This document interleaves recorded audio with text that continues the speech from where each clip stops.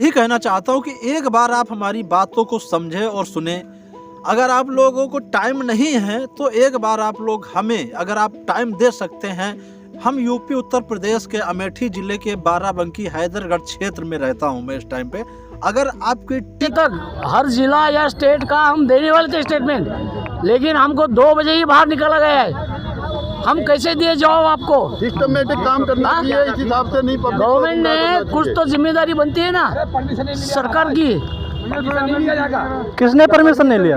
Factory में पढ़े लिखे बिना काम नहीं मिल रहा। काम नहीं मिल रहा। कौन कह रहा है? बिल्कुल नहीं मिल रहा है। हेल्पर का काम मिलता है 12,000 13,000 देगा, उसमें परिवार नहीं पाल सकते। बेलदारी में कितना कमा लेते हैं आप? बेलदारी में भी 400-500 मिलता है। अच्छा। 600, उसमें बाल बच्चा गुजारा नहीं हो रहा है। तो क्या कर सकते बताइए? तो सरकार हम लोग के लिए, गरीब आदमी के लिए कुछ सोचे। मैं आप सभी लोगों से कहना चाहता हूँ, आज मैं बात करना चाहता हूं सबसे पहले कर्जा मुक्ति अभियान के उन टीम मेंबरों के बारे में जो एक ऐसा आंदोलन छेड़े हुए हैं, जो एक ऐसा रेस्क्यू छेड़े हुए हैं, एक रेस्क्यू ऐसा चला रखे हैं कि जिसमें मैं एकदम क्लियर से कहता हूं कि ये रेस्क्यू ऑपरेशन, ये जंग जरूर रंग ला रही है और ज़रूर इसमें जीत हासिल हो रही है। इन्हीं सभी बातों को ध्यान में रखते हुए आज मैं अपनी मजबूरी को अपने चैनल के माध्यम से रख रहा हूं और उन सभी टीम मेंबरों से कहना चाहता हूं और उन सभी दर्शकों से कहना चाहता हूं कि आप लोग कृपया करके थोड़ा सा समय निकाल के हमारी इस वीडियो को जरूर पूरे और एंड तक देखें। देखिए, कर्जे में कौन नहीं है? कर्जे में तो सभी हैं, चाहे वो सरकारी कर्मचारी हो, चाहे प्राइवेट कर्मचारी हो, चाहे जिस तरीके का व्यक्ति हो, चाहे किसान हो, हर एक तरीके का व्यक्ति आज कर्जे में है। कर्जे से बात आपको हम बता देते हैं कि जिस दिन दिल्ली के रामलीला मैदान में कर्जा मुक्ति अभियान की जो मीटिंग हुई और उस मीटिंग में मैं भी पहुंचता हूं। मैं पहुंचने से पहले बीमार था, जो आप लोग हमारे डिस्प्ले पे देख सकते हो। ये उसी दिन की वीडियो है जब मैं बीमार था, हॉस्पिटल में भर्ती था, लेकिन मुझे उस कर्जा मुक्ति अभियान में पहुंचना था। दिल्ली के रामलीला ग्राउंड में, रामलीला मैदान में जो शाहनवाज चौधरी जी की पहली मीटिंग, ऐसी मीटिंग हुई थी जो भारत के कोने कोने से, हर राज्य, हर जिले, हर क्षेत्र से लोग आए हुए थे उस कर्जा मुक्ति अभियान केंद्र में। बहुत बड़ी तादाद में लोग आए हुए थे।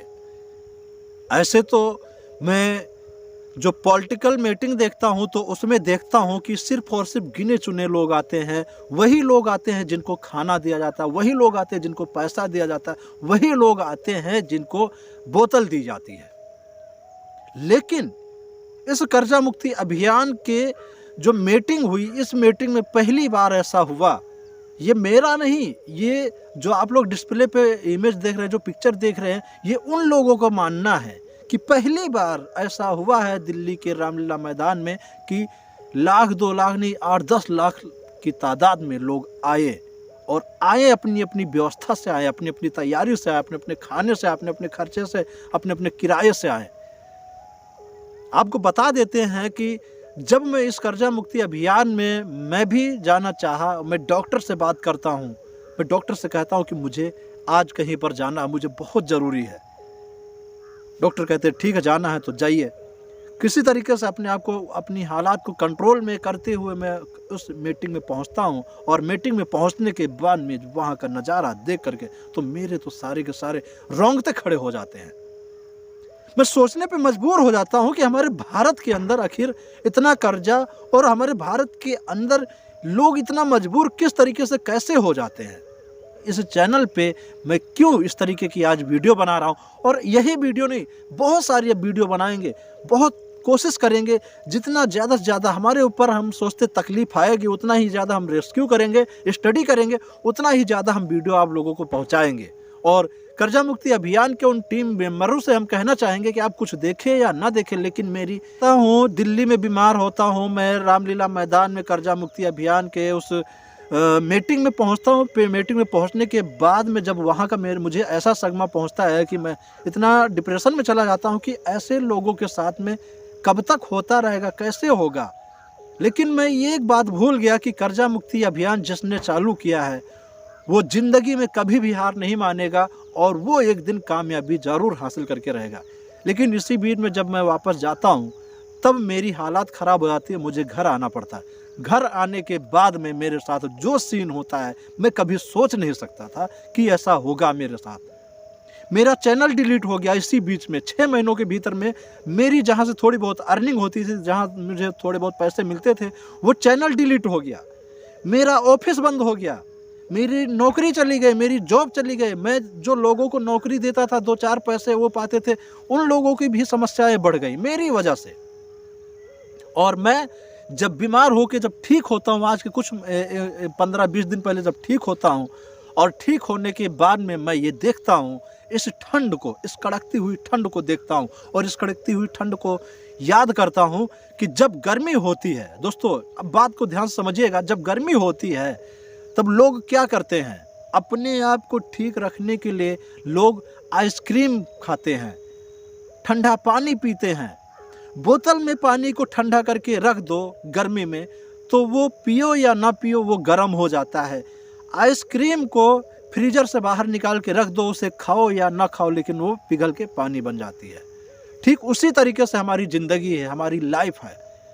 हम लोग क्यों अपनी इस ज़िंदगी को, क्यों हम अपने इस शरीर को ऐसे जगह पे फेंक दे रहे हैं, सोचते समझते नहीं हैं, और कुछ हम ऐसे कदम उठा देते हैं जिसमें हम ऊपर वाले का दोष देते हैं, अपने परिवार वालों का दोष देते हैं, अपने घर वालों का दोष देते हैं। अपने चौधरी की रामलीला मैदान में मीटिंग हुई थी, वहाँ पे मेरे आगे आप लोग डिस्प्ले पे देख सकते हैं कि ये लोगों में कुछ ऐसे लोग थे जो कैमरा बंद होने के बाद में आंसू निकाल रहे थे, हाथ जोड़ कर गिड़गिड़ा रहे थे।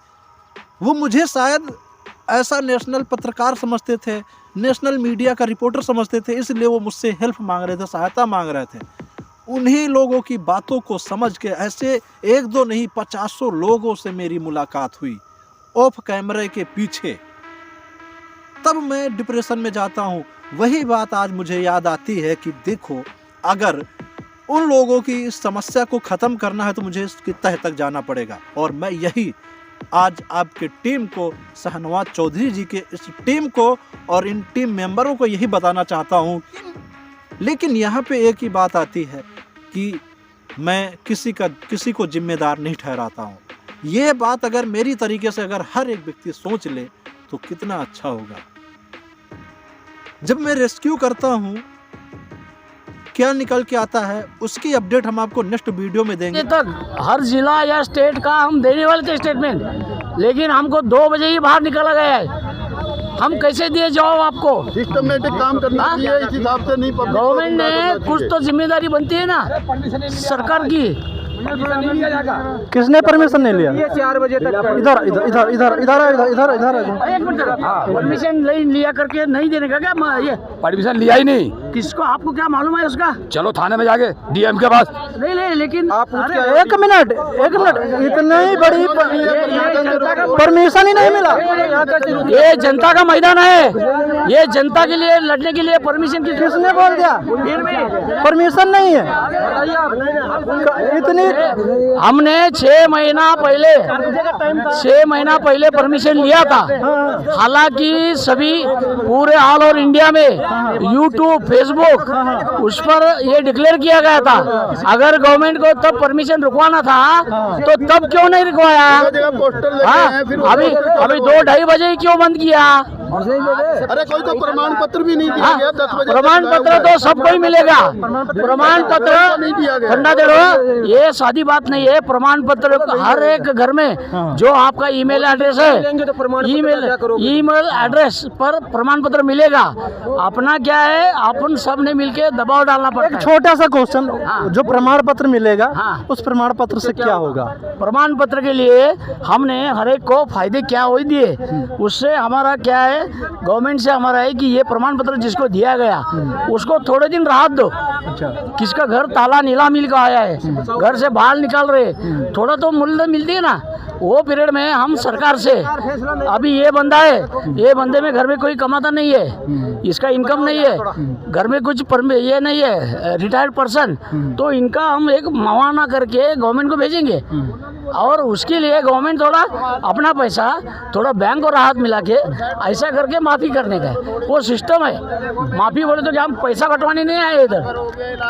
आप ये क्या इतना बड़ा क्या लेकर के आ गए आप? अरे ये तो बोर्ड है, ये देखो रिपोर्ट पड़ी है। ये किसका बोर्ड ले आए? ये तो इस नवाज चौधरी जी का है। अच्छा, ये देखो साल भर हो गई सर, ये रिपोर्ट। फैक्ट्री में पढ़े लिखे बिना काम नहीं मिल रहा। काम नहीं मिल कौन कह रहा है? बिल्कुल नहीं मिल रहा है। हेल्पर का काम मिलता है 12,000 13,000 देगा, उसमें परिवार नहीं पाल सकते। बेलदारी में कितना कमा लेते हैं आप? बेलदारी में भी 400-500 मिलता है। अच्छा। 600, उसमें बाल बच्चा गुजारा नहीं हो रहा है।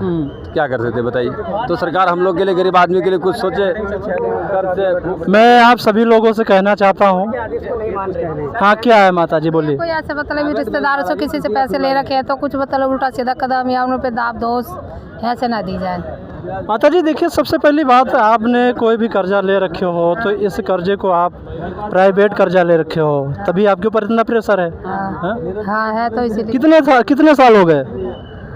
अब यहाँ रहे तो बहुत साल हो गए।